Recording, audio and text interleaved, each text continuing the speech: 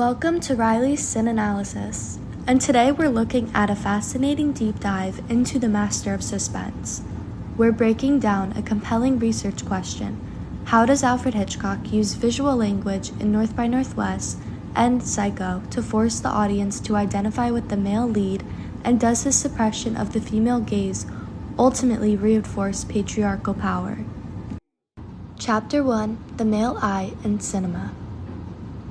To understand Hitchcock, you have to understand the theory of the male gaze, a concept popularized by Laura Mulvey. The idea is simple. In movies, the camera often acts as a male eye. The man is the one doing the looking, while the woman is primarily there to be looked at. Hitchcock leans into this through scopophilia, the literal pleasure of looking, to control how we experience the story. Chapter 2: Becoming the Man.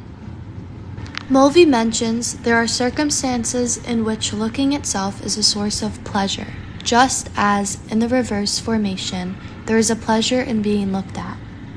Hitchcock's favorite tool for controlling the audience is the POV shot. By sharing the character's literal eyesight, we start to share their motivations and feelings, even when those feelings are dangerous. In North by Northwest, when Roger looks at Eve, we see exactly what he sees, making us feel his attraction and his suspicion.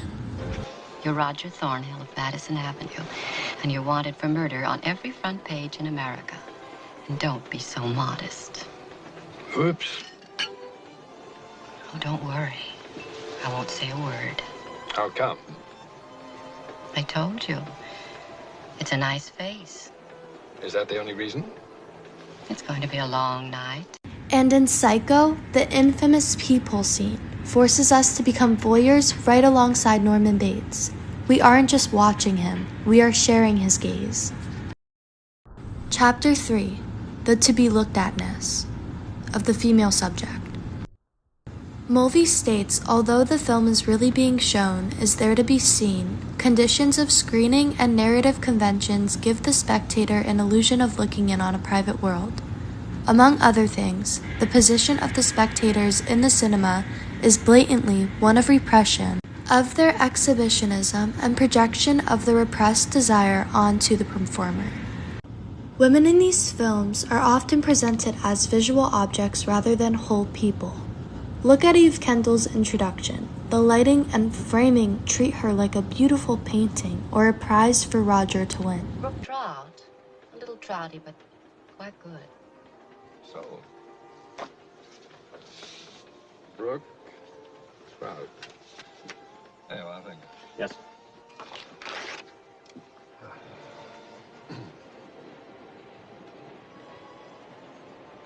And then of course we have Marion Crane in the shower. Watch as the camera breaks her body into fragments, a shoulder, a hand, a face. It turns her into a visual puzzle for the camera to solve effectively, removing her humanity.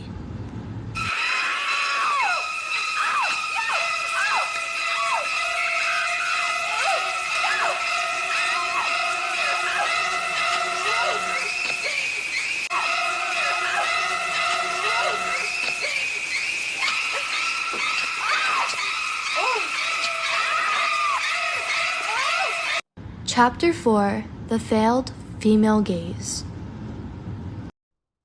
Mulvey states that traditionally, the woman displayed has functioned on two levels: as erotic object for the characters within the screen story, and as erotic object for the spectator within the auditorium, with a shifting tension between the looks on either side of the screen. When women try to take control, like Marion stealing money, or Eve manipulating Roger, the films often punish them for it. In Psycho, Marion is killed for her independence.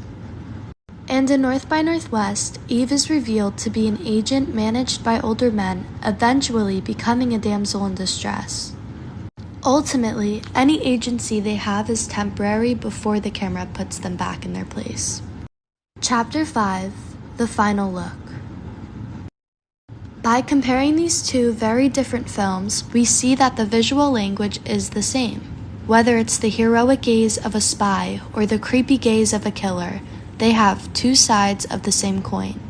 Hitchcock uses the camera as a tool of power, forcing us to side with the male protagonist, and reinforcing a world where men control the narrative while women remain the objects of that narrative. So, what do you think? Does Hitchcock's camera work prove he's the master of the gaze? Let us know in the comments below. And thank you.